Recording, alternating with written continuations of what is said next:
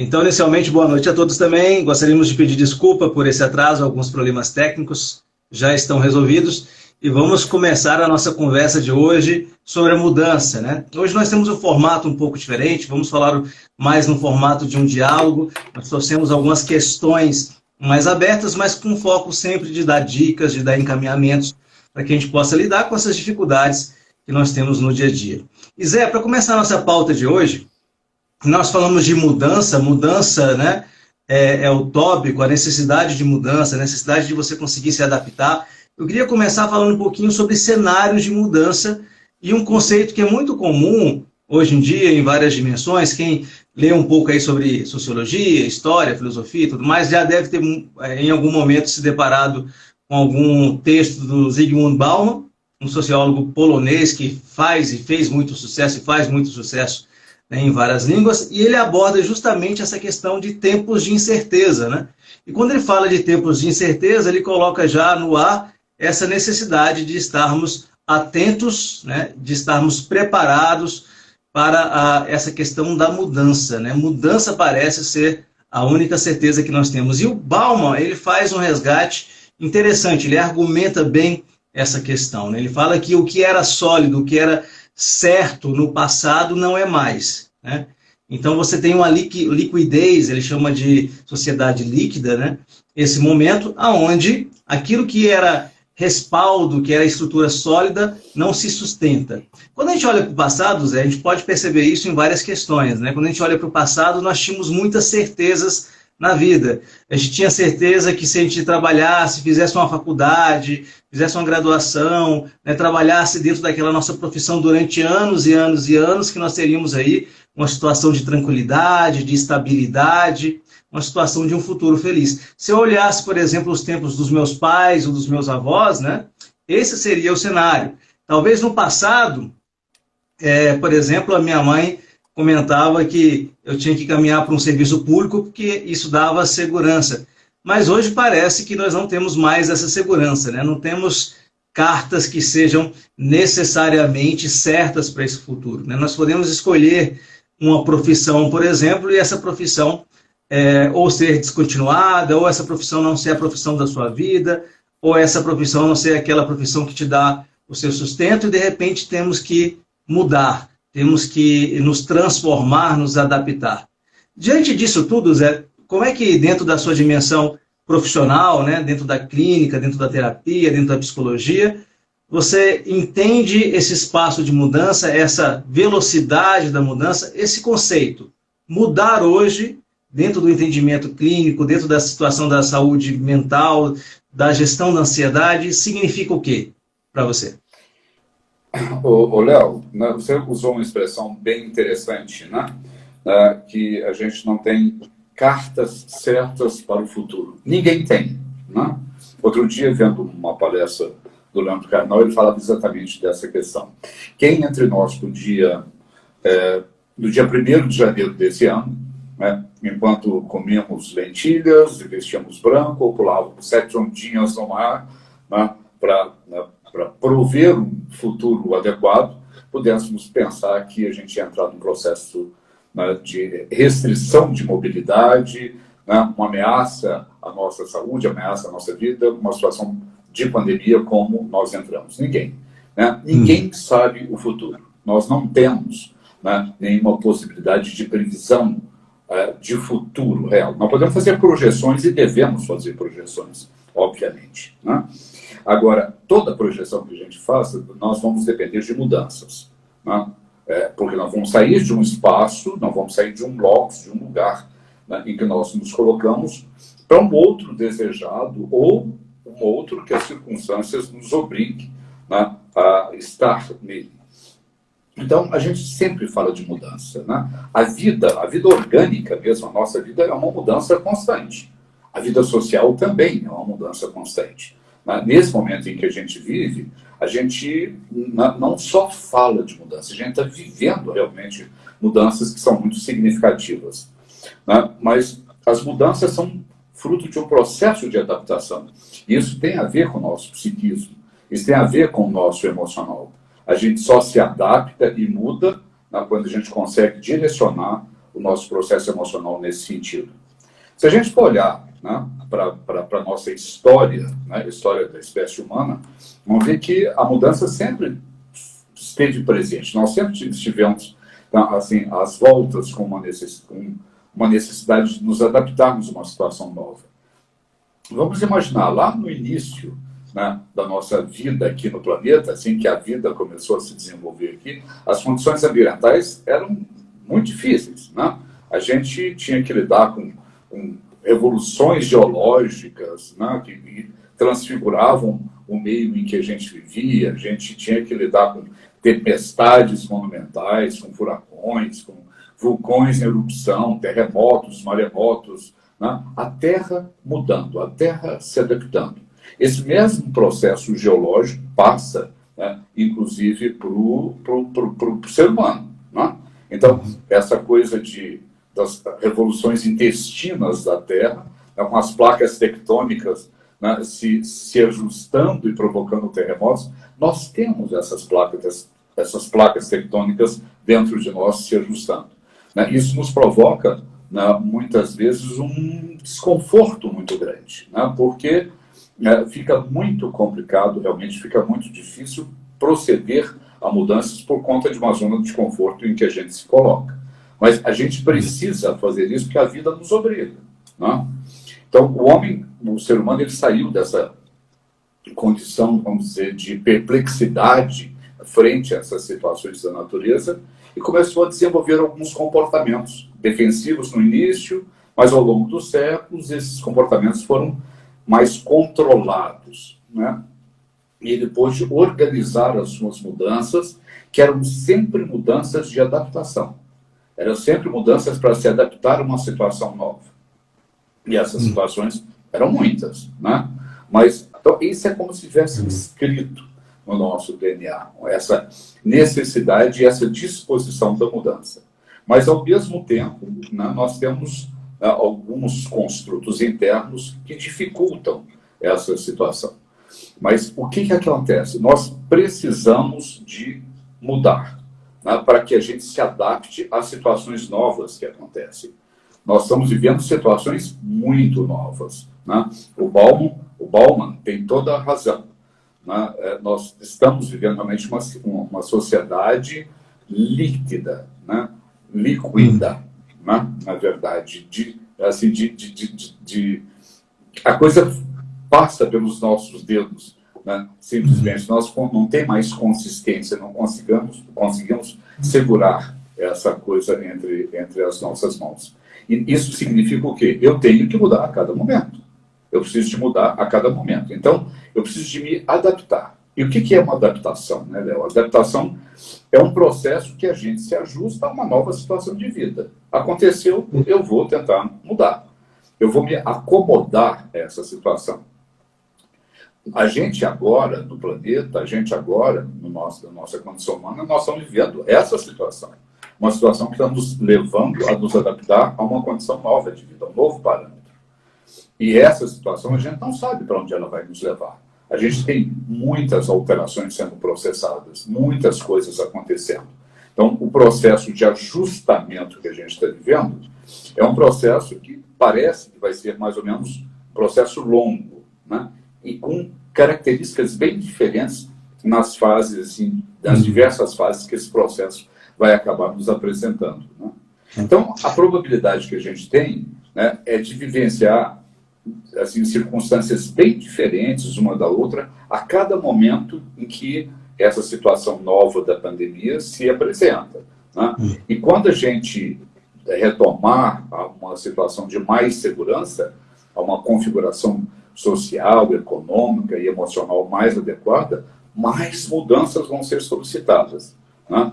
Então, é preciso que a gente perceba que a gente vai atuar em diversos ambientes, em ambientes muito diferentes daqueles que nos são comuns, né? Daqueles ambientes, por exemplo, que a gente tinha antes do Réveillon de 2020. Né? Por isso que a gente tem que se adaptar, a gente tem que... Né? Agora, tem pessoas que têm uma dificuldade grande para se adaptar, né? E essa visão da psicologia, né? de ajudar as pessoas nos seus processos de adaptação às diferentes situações que elas vão vivenciar ao longo do tempo, né? Porque o custo emocional de uma mudança é muito grande e traz muito estresse. Zé, eu queria aproveitar essa sua fala final, mas resgatar uma palavra que você falou também sobre zona de conforto, que é um termo que a gente escuta de forma muito geral, né, em vários ambientes. E quando você falou de zona de conforto, me veio um entendimento que sem mudança não há crescimento, né? Parece que sem a mudança você não se coloca em um processo de desconstrução e de reconstrução, como você comentou em algum momento. Agora, a gente percebe que, apesar desse processo ser um processo que você consegue reconhecer lá na sua base histórica, na própria evolução da humanidade, na própria evolução do homem, decorrente de todas essas questões, ainda assim, muitas vezes nós insistimos em ficar nessa zona de conforto. Mudar parece ser muito difícil, né? Como você colocou também. Onde é que a gente pode reconhecer isso, por exemplo, né, Zé? Quando uma pessoa está num emprego onde ele é infeliz, onde ele não gostaria de estar ali, mas aquele sentimento é o sentimento que ele conhece, aquele sentimento é um sentimento que ele tem algum nível de controle, né? E ele sente mais o sofrimento de pensar em sair daquela situação do que necessariamente aquele sofrimento que ele já está acostumado, né? Parece que o sofrimento acostumado gera menos medo, porque ele é conhecido, do que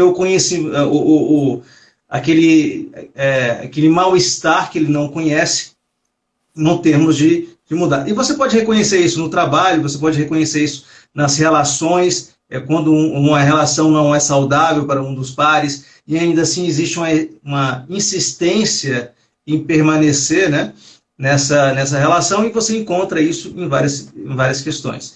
Vem muito um conceito de zona de conforto que a gente verificava na graduação, que é aquela situação da zona de conforto ser a dor que você conhece. A dor que eu conheço me incomoda, né? Mas é a minha dor, é aquela dor que eu já estou preparado. Eu tenho medo de experimentar outras dores, né? Dentro do conceito também da clínica, da psicologia, da terapia, faz sentido essa relação? Por que a gente tem tanta dificuldade de mudar, mesmo sofrendo com a não mudança? Bom, Léo, mudar, o que é mudar? Mudar é trocar de hábito, né? É criar um hábito novo numa situação onde não existia esse hábito que a gente está querendo implantar. Muitas pessoas dizem que mudar não é difícil, o difícil é aceitar a mudança, né? Eu não creio muito que a coisa seja exatamente dessa forma, mas mudar é difícil sim, e dói, não tenha dúvida, mas não é impossível, né? Mudar não é. A gente falou de acomodação anteriormente, mas mudar não é o mesmo que acomodar. Acomodar e mudar são coisas distintas, são coisas diferentes. Bom, a primeira, então, para responder mais objetivamente a sua pergunta, a primeira questão que nos vem dessa dificuldade, da dor da mudança, né, é exatamente a dificuldade de mudar o que está aqui dentro, que está dentro da nossa cabeça, né? Aqui nós temos áreas cerebrais que vão tender sempre a trabalhar contra qualquer mudança que você fizer, né? Já que mudar vai requerer algum esforço e muita energia. Essas áreas cerebrais elas vão trabalhar no sentido contrário, no sentido de preservar a energia que a gente tem, e não de gastar essa energia. É como se nós tivéssemos uma disponibilidade energética interna, né, que nos garantisse a vida, que nos levasse, nos possibilitasse um bem-estar durante o nosso vivenciar. E aí, o cérebro entende sempre que é preciso economizar essa energia, que seria a mesma coisa de economizar vida. Então, a tendência, né, de resistência interna é uma resistência natural. Mas essa resistência ela pode ser vencida se a gente usar a metodologia certa, os recursos necessários. Né? Nesse mundo que a gente vive de mudanças tão continuadas, e agora, né, nesse século que nós estamos vivendo, mudanças muito aceleradas, não só pela pandemia, mas por outras circunstâncias do desenvolvimento, então nós precisamos começar a pensar nas nossas mudanças individuais. Cada um começar. As pessoas não param para pensar na necessidade da mudança e de adaptação a uma situação nova. Né? Então a gente precisa de pensar o que eu posso mudar, como que eu posso mudar, né? Como é que eu posso fazer para me adaptar a essa situação nova que está se apresentando, aos outros momentos que poderão vir, né, daqui para frente. Que hábitos eu tenho que podem ser trabalhados? Que hábitos que eu tenho que devem ser trabalhados? E a resposta para essa coisa deve ser sempre uma resposta de que o que precisa ser mudado são os hábitos que vão impedir, né, uma manifestação da minha plenitude, de uma existência mais plena, né? Basicamente, né, tudo aquilo que a gente convencionou chamar de males da vida moderna. Eu tenho que mudar o quê? Né? Eu tenho que mudar horários de sono desregulados, alimentação descuidada, vida sedentária, excesso de trabalho, né? E muitos outros hábitos que são considerados normais na sociedade, mas que vão cobrar um preço caro, né, no correr do tempo, no decorrer da vivência desses hábitos.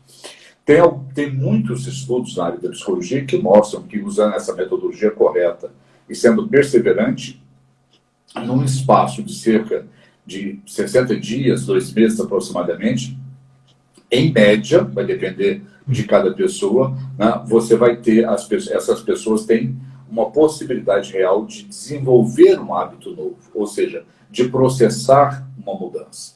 Né? Então, a mudança é necessária, mas não existe uma mudança que não traga um desconforto, que não traga uma ansiedade, por exemplo. Entende? Zé, essa última parte é bem interessante, só resgatando. Então, podemos entender que nós vivemos de hábitos consolidados na nossa vida, né? Uma forma de agir que ela é internalizada, que o corpo, a mente, as conexões neurais entendem que são hábitos que reduzem o gasto de energia e por isso nós acabamos viciados nesses hábitos. Mas pelo que você disse, então, é possível mudar o hábito, né? Eu posso criar uma rotina, eu posso criar uma situação no meu cotidiano que, se eu reforçar com essa situação, eu posso desligar um hábito e ligar um outro hábito. Aí me vem à mente, por exemplo, exercício, atividade física, aquelas pessoas que nunca fizeram atividade física e começam a favorecer uma atividade física até que isso vira o hábito, uma pessoa que deixa de fumar, ou uma pessoa que começa a fumar, ou que deixa de beber, ou que começa a beber, a repetição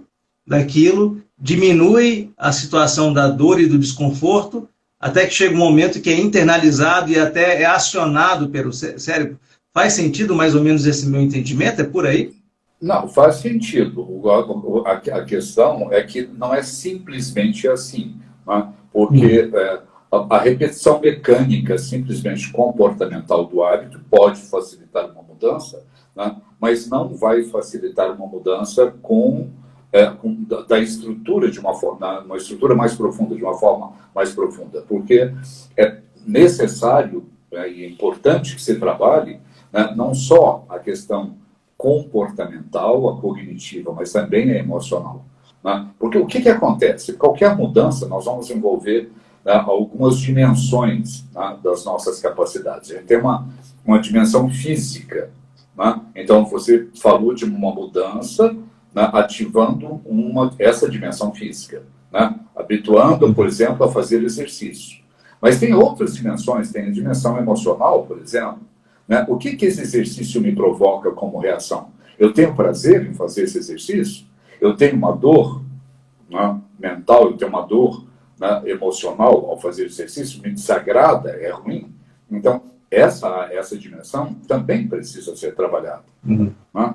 Então, a dimensão física está ligada à dimensão, eu preciso de conectar a dimensão física à dimensão emocional. Se eu quero mudar um hábito, eu tenho que trabalhar as duas áreas. E aí eu vou ter como resultado uma mudança do comportamento. Né? Do comportamento como uma expressão natural, né, das minhas capacidades, da forma como eu efetivamente levo a vida. Agora, tudo isso, obviamente, né, está ligado ao nosso processo do pensamento. O pensamento é que comanda tudo isso. É o pensamento, de uma certa forma, né, que me diz que eu tenho que ter aquele comportamento, aquele hábito, eu tenho que ir lá fazer exercício, né? E é o comportamento, e é o pensamento é que vai me dizer se aquilo é bom ou se é ruim. Então eu preciso de olhar para o meu comportamento e promover as mudanças. O grande problema na mudança é uma ansiedade. Né?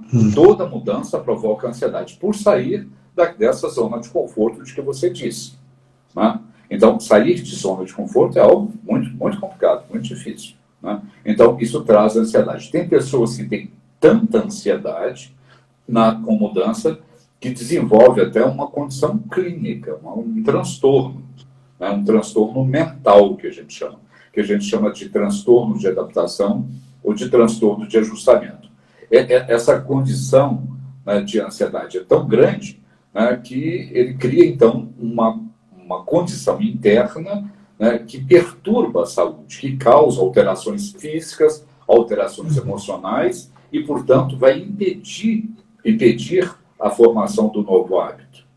Agora mesmo, nesses momentos de pandemia, a gente está vendo nos consultórios médicos, nos consultórios de psicologia, né, de tratamento psicoterápico, muitas pessoas com esse transtorno, muitas, um número muito grande.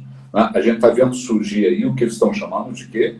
De quarta onda da Covid, ou seja, dos efeitos deletérios, dos efeitos negativos, né, da Covid. E o que ela traz, né, primeiro, as consequências na saúde física, né, tem consequências na saúde econômica das pessoas, né, nas relações das pessoas, e a consequência pior, essa onda que está se formando, que está se identificando, é das consequências emocionais que essa pandemia está trazendo. Agora, tem que ressaltar, né, a gente precisa ressaltar, né, que esse adoecimento emocional não vem só em situações de pandemia, vem em situações naturais. Né? Às vezes, alterações das condições de trabalho, né, das condições relacionais dentro de casa, né, das condições econômicas do próprio país, das condições políticas do próprio país. Né? Então, os consultórios hoje estão repletos, estão realmente, né, ficando cheios, né, de pessoas com esse transtorno que os incomoda realmente muito. Né? São estressores, as situações que acontecem, que os incomodam, são estressores psicossociais, né? São estressores da vida social, da vida de relação e da vida emocional. Né? E eles dizem respeito a como essa pessoa vê esses estressores, como ela acolhe esses estressores, né? Como ela lida com esses estressores. O que é um estressor? Agora, na pandemia, por exemplo, o medo de ser contaminado, o medo da finitude, o medo de morrer, o medo, né, de ir para um hospital e ser entubado. Né, tudo isso são estressores. O medo de como é que vai ficar a economia daqui. Eu falava com uma pessoa hoje que comentava a respeito disso. Eu estou muito ansioso porque eu tenho uma perspectiva muito ruim de como ficará a economia do país. Não era nem o processo pessoal, econômico ou financeiro individual. Né? Era do todo. Como é que vai ficar esse país? Como é que vai ficar o mundo, né? Economicamente? Né? Que efeito isso terá sobre as pessoas como um todo, numa situação de empobrecimento, né, financeiro? Então, e como é que isso vai afetar as relações interpessoais? Ou seja, né, a gente tem um sentimento de ameaça continuado que provoca esse transtorno, essa dificuldade de mudar. Né? Porque a importância, né, o que é importante é você lidar com essas dificuldades internas e processar, quase a gente poderia dizer, né, Léo, a qualquer custo, processar essa mudança que te adapte, não te acomode, mas te adapte à situação que você está vivendo. É isso que tem para ser vivido agora, é isso que nós vamos viver. É isso que tem que ser enfrentado, é isso que enfrentaremos.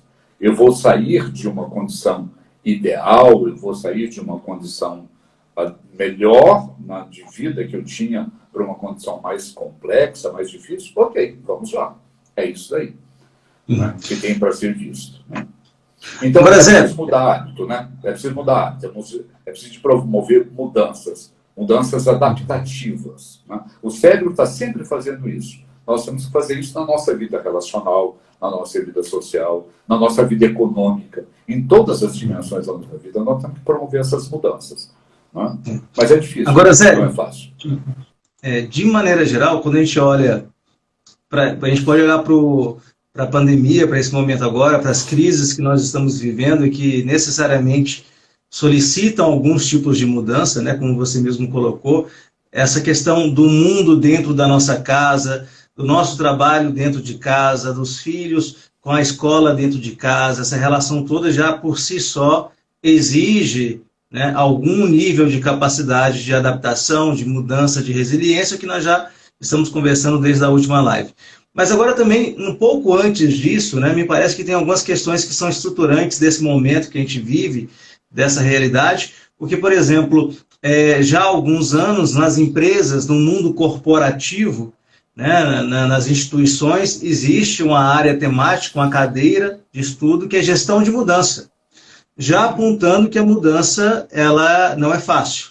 Então, empresas perderam sua estrutura, foram à falência, não conseguiram ter perenidade, porque não tiveram processos de mudança, isso em várias, né, esferas, que acabaram inviabilizando a sua permanência. Da mesma forma, né, mudar um hábito, mudar uma forma de agir, a gente percebe que pode ser também um problema histórico para algumas pessoas. Por outro lado, nós temos aquilo que você apontou também, que é a aceleração, né? O Hartmut Rosa falava muito isso sobre a questão da aceleração. O mundo está mais acelerado. Isso gera algumas consequências, né? Consequências muito comuns, mas que são consequências também de mudança. Vou te falar, por exemplo, a gente compra um celular hoje, um computador, o espaço de obsolescência desse equipamento é muito curto. Em um ano você tem que trocar uma máquina, em um ano, 2 anos você tem que trocar, né, um computador. E assim também é na sua própria formação continuada. Você comentou sobre o Leandro Carnal, eu lembro de uma história que ele contou sobre o pai dele, se não me engano, era advogado, fez o curso de Direito, se graduou em bacharel de Direito, e nunca mais fez nenhuma outra formação além do que essa. A formação que ele atingiu foi suficiente para a vida toda, né? Claro que teve a caminhada de experiência, mas também teve isso. Hoje, nós nos formamos no ensino médio, não é suficiente, nós fazemos uma graduação, não é suficiente, nós temos que procurar uma pós-graduação, uma especialização, continua não sendo suficiente em alguns casos, você tem que fazer um mestrado, um doutorado, um pós-doutorado, aprender línguas, ser proativo, ser sinérgico. Então, parece que a sociedade também exige uma série de mudanças, né, de forma bem acelerada. Parece ser fácil que a gente não consiga isso. Não, assim, existe um problema que você consegue identificar na sua área de atuação, de um aumento considerável naquelas pessoas que não conseguem aderir a esse número de mudanças que parece ter aumentado na nossa época, nesse nosso momento, nesses últimos anos? Ou isso vai sendo também assimilado paulatinamente por essas pessoas? A meu ver, isso será assimilado paulatinamente pelas pessoas. Então, é uma situação de futuro, que não é a situação que acontece agora. O que acontece agora é uma situação de ansiedade. O que a gente vê é um número maior de pessoas ansiosas e deprimidas, principalmente por conta dessa ideia de uma ameaça continuada. Agora, é muito interessante você perceber isso e ver alguns estudos que existem aí a respeito dessa necessidade de mudança nesse momento especial que a gente está vivendo. Você tem uma ideia, né, o Caltech, que é muito conhecido, o Instituto de Tecnologia da Califórnia, que é um dos mais importantes centros de pesquisas, né, do mundo em ciências naturais, em tecnologia, em engenharia, né, está lá nos Estados Unidos, lá na Califórnia. Ele fez um estudo que soltou recentemente, agora, há dias atrás, há pouco tempo atrás, né, que ele concluiu que o processo de formação de hábitos durante a pandemia resultou num experimento, chama, entre aspas, de experimento forçado, ou seja, a pandemia forçou as pessoas, ou está ainda forçando as pessoas a mudarem hábitos, né? Especialmente hábitos que podem nos ajudar a economizar tempo e energia. Lembra que a gente falou da dificuldade de mudança que a gente enfrentava porque o cérebro queria economizar energia. Então, as mudanças que a gente está fazendo, apesar dessa dificuldade interna, são mudanças que vão privilegiar principalmente essa economia de tempo, né? O tempo, né, é uma commodity preciosíssima na existência, né? Tempo e energia. Então, você lidar com essas situações traumáticas, angustiantes, como a gente está lidando agora da pandemia, pode ser, é doloroso, pode ser, não, é muito doloroso, mas pode ser formativo. Porque ao lado do desconforto que isso traz, a pessoa vai ter a possibilidade de enfrentar uma situação que a leve a um crescimento pessoal significativo, a um empoderamento.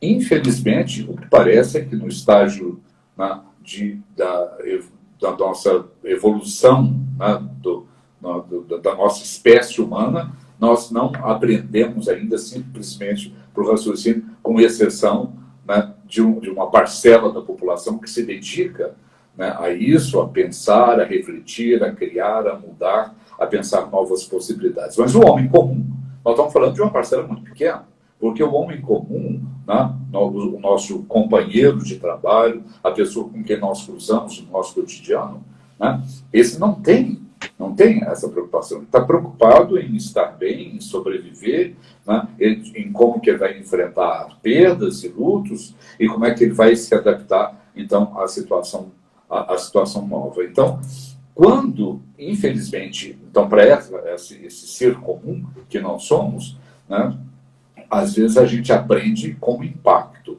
com uma dificuldade. Quando a dificuldade bate a porta, né, naquele momento em que eu tenho que ser criativo, eu tenho que encontrar uma solução, e a solução geralmente é uma mudança interna. Então, isso vai me forçar a mudar. Então, parece, e na história, se a gente vai olhando a história, a gente vê que, infelizmente, de um certo sentido, muitas vezes é o sofrimento, algum tipo de sofrimento, algum tipo de dor que nos chacoalha, nos sacode para que a gente, né, abra os olhos e perceba a necessidade de mudar, a necessidade de ser diferente, de fazer diferente. Haja vista, né, essas situações todas que a humanidade já viveu, em termos de pandemia, por exemplo, as inúmeras pandemias que a humanidade já sofreu, as guerras todas que nós sofremos, né, e a evolução que vem posteriormente a isso. Né? Então, o crescimento tecnológico, por exemplo, que nós tivemos após a Segunda Guerra, muito grande. Né? Muito grande. Então, essas mudanças, né, segundo lá a Caltech, né, elas estão acontecendo. Né? E por isso nós deveremos ter, não da parte de todo mundo, do mundo inteiro, mas de uma boa parte da humanidade, uma nova postura, um novo olhar para essas situações de vida.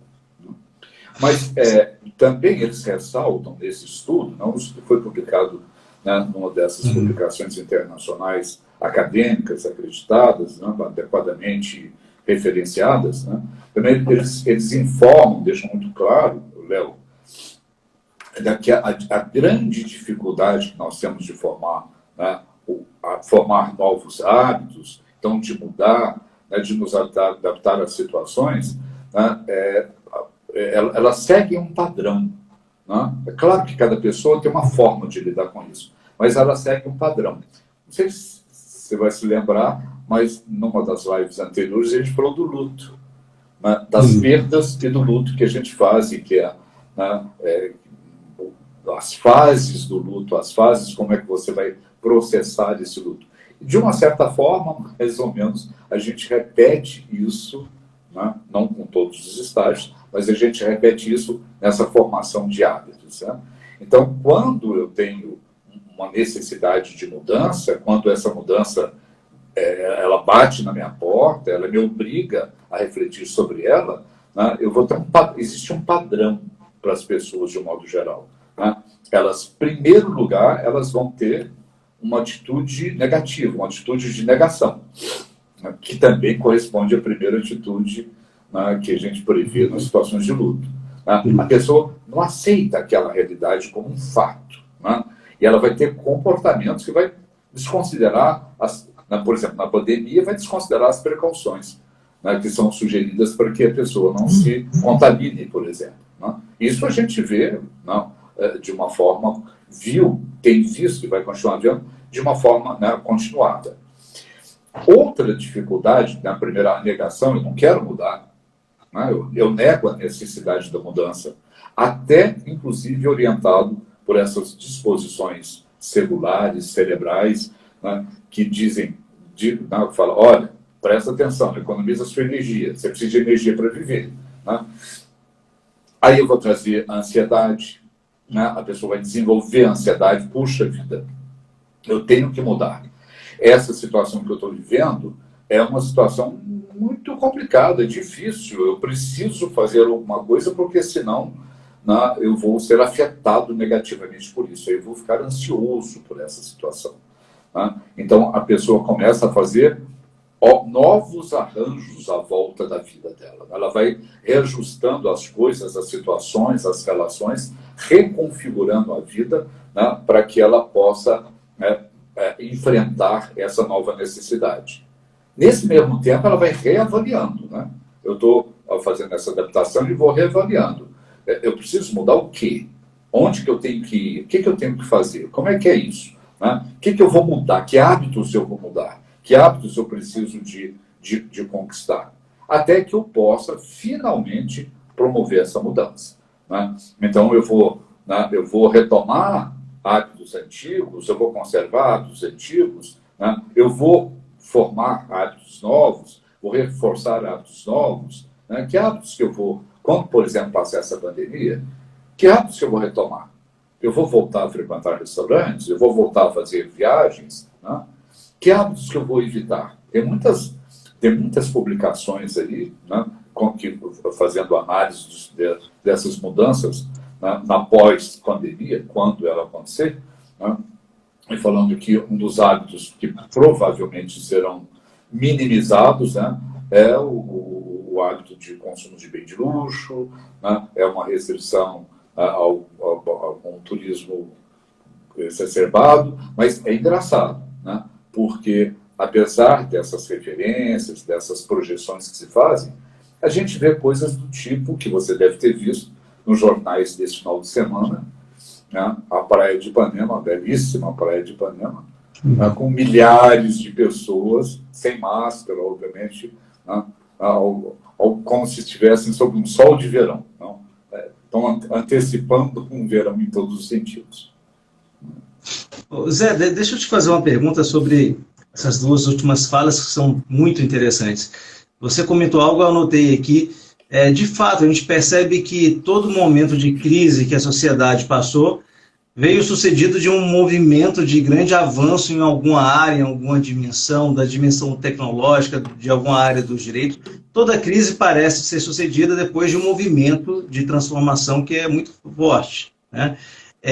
E, por outro lado, você comentou uma outra questão que eu achei interessante, que individualmente, nenhuma mudança de hábito, nenhuma transformação, ela não acontece se a pessoa não tiver internamente focada e direcionada para essa mudança, né? Tem que partir internamente dela, né?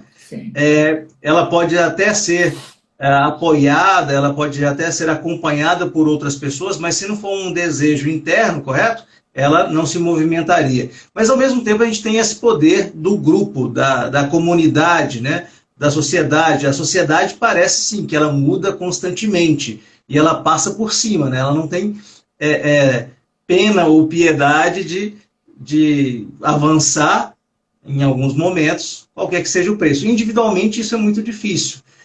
Será que existe um espaço para que o indivíduo que tem essa dificuldade de mudança, ele possa se apoiar no seu grupo de base, no seu grupo social, no seu espaço que outras pessoas... Ele, claro, tem que se movimentar, mas o grupo também não movimenta para essa mudança, essa característica de mudança de hábito? Não sei se foi claro na minha... Eu imagino que sim. Né? Sem dúvida que uma mudança apoiada no grupo é muito mais fácil. Mas toda e qualquer mudança é uma decisão individual. E precisa ser uma decisão individual. Ainda que o grupo te ofereça, né, o incentivo, né, até mesmo o modelo, se você não decide, você, né, não resolve pela mudança, você não vai mudar. Ou você pode promover uma mudança cosmética. Você muda enquanto está na relação grupal, mas no íntimo essa mudança não foi efetivada. Né? Então, uma mudança real. Então, veja bem, né? A gente falou de mudança e de formação de hábito. A gente forma hábitos que promovem mudanças mais substanciais, mais significativas. Mudar um hábito significa que você mudou um aspecto da vida. Não significa que você mudou como pessoa. Né? As mudanças que os grupos facilitam, muitas vezes, são mudanças de aspectos, simplesmente, né, do seu todo, da sua personalidade, de aspectos, né, da sua individualidade. Né?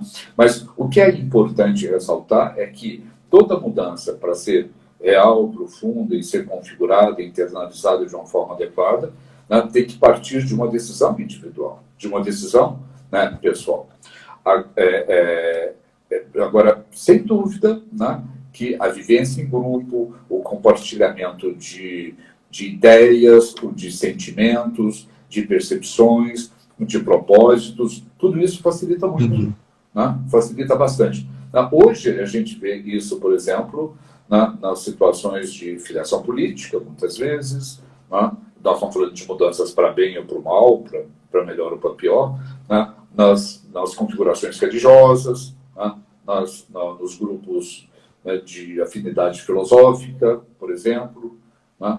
Então, são a pessoa fazendo mudanças. Eu conheço, por exemplo, pessoas que fizeram mudanças significativas na vida pertencendo a um grupo de literatura. Né? Então, a influência, a forma de pensar daquele grupo que você está aderido vai afetar realmente você. Mas a mudança só vai acontecer, ainda que você seja afetado de uma forma significativa, né, quando você tem o propósito da mudança, quando você quer efetivamente essa mudança. Senão, como eu disse, ela pode ser uma mudança cosmética. Ela acontece, sim, mas daqui a pouco se retoma o hábito anterior, né, a forma de ser anterior. Né. Zé, nós temos ainda... Mudar é metodologia, sabe? Tem método para mudar. Né? Tem que seguir um roteiro para a mudança, na verdade. Desculpe, Léo. Não, sim, isso é importante. Mas até pensando nesse gancho que você colocou, faltam 5 minutos para a gente finalizar o nosso horário da live.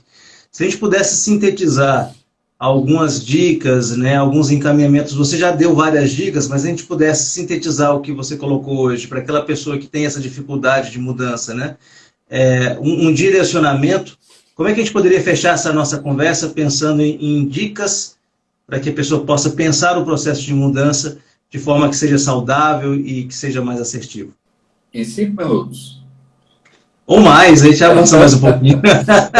Mas sim, talvez a gente possa ir um pouco, porque a gente começou um pouco mais, né?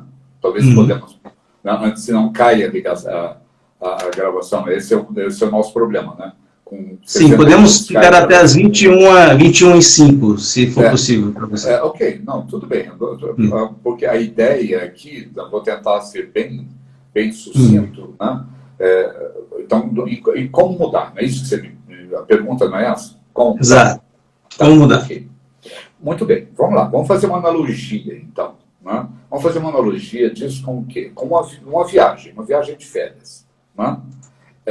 O primeiro passo para a mudança é a avaliação. Eu preciso de avaliar. Né?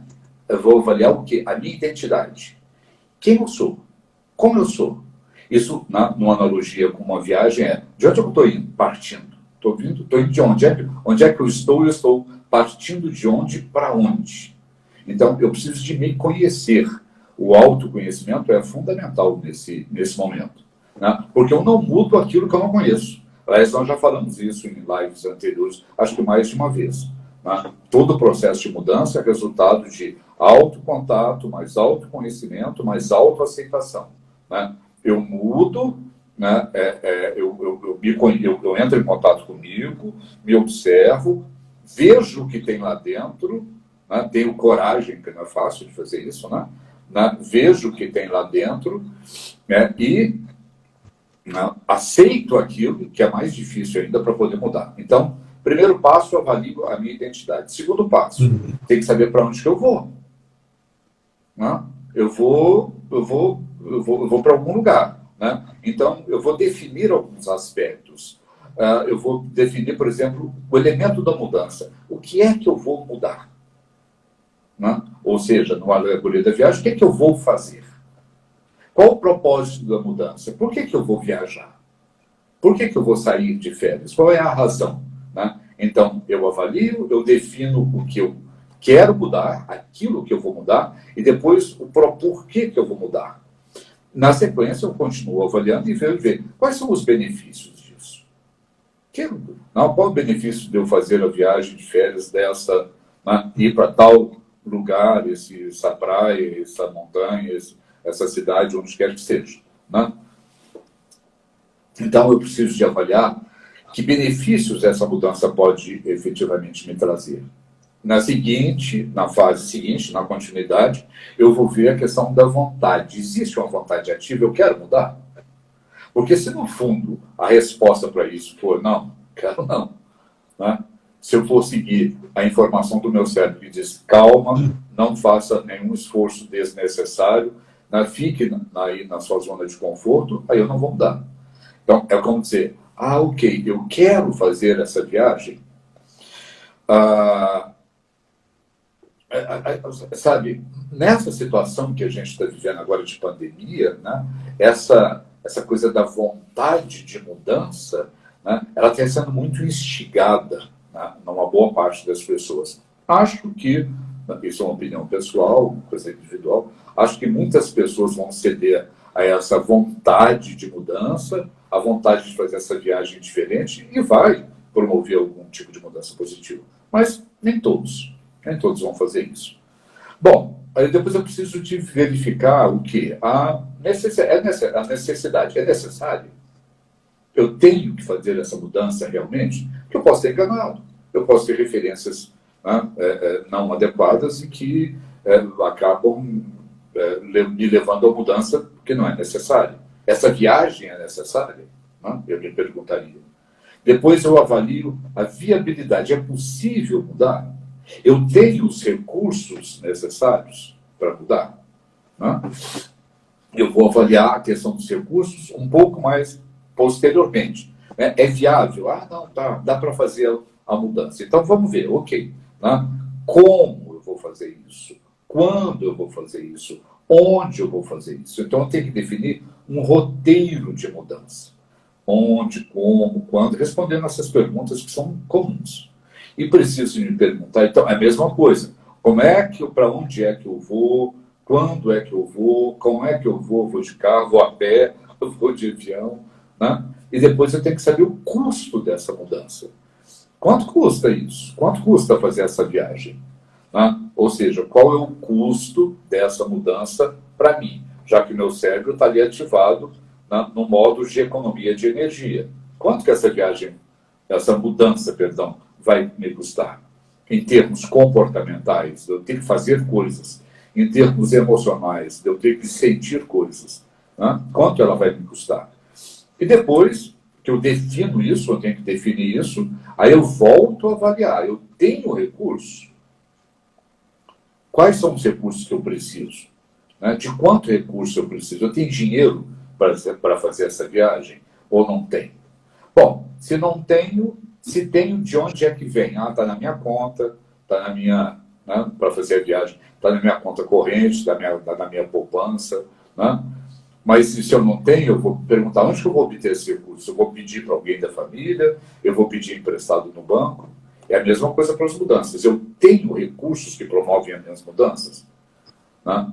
Geralmente, quando eu chego nesse ponto, eu vou pensar, não, eu não tenho os recursos e eu abandono o projeto. Mas eu preciso de pensar, não, eu não tenho os recursos, mas eu posso obter em algum lugar. Aí eu tenho que usar uma disposição para obter esse recurso. E ter uma disposição de pagar o preço, porque eu vou ter um preço para pagar. Né? E aí implementar, executar essa mudança.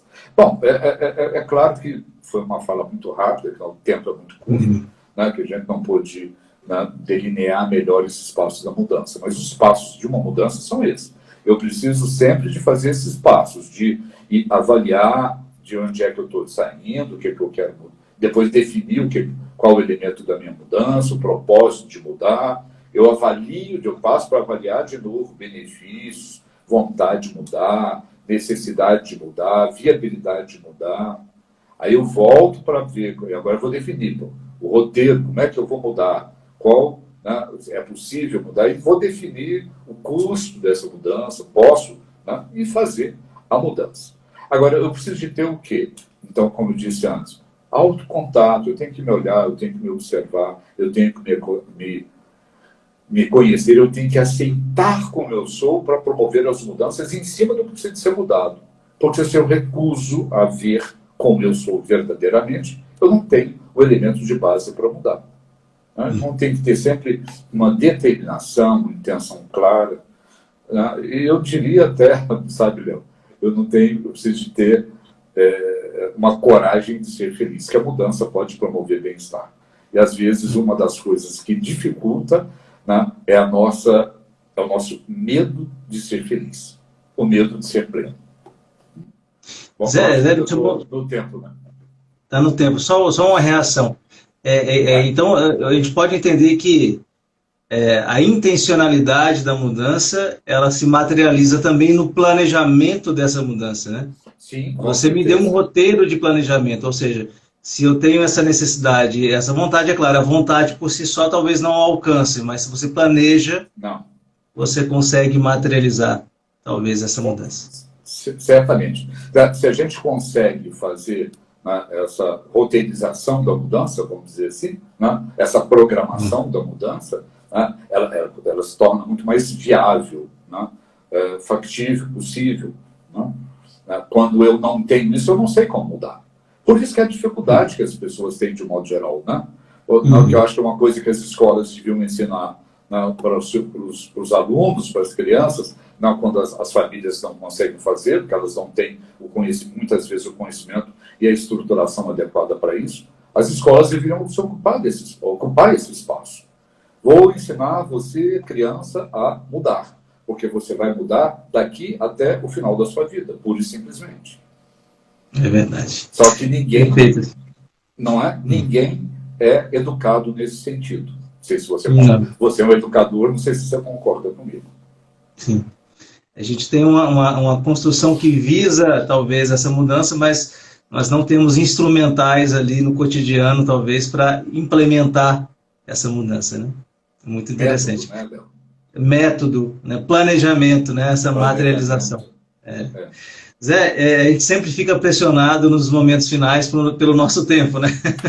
Já estamos então, mas muito bom, a gente pode dar prosseguimento isso aí no nosso próximo encontro, né, com todos.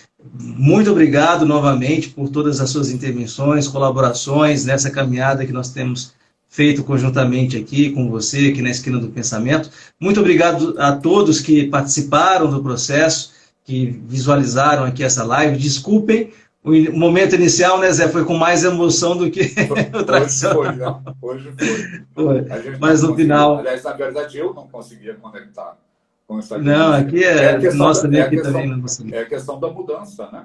Da mudança, é muita mudança. A necessidade de se adaptar, né, às questões tecnológicas, né, mais recentes. Exatamente. Zé, um grande abraço e a gente vai conversando. Pessoal, boa noite, um grande abraço a todos, se cuidem e continuem aí seguindo a Esquina do Pensamento. Um abraço para vocês. Até mais, Zé. Boa noite. Até mais, boa noite.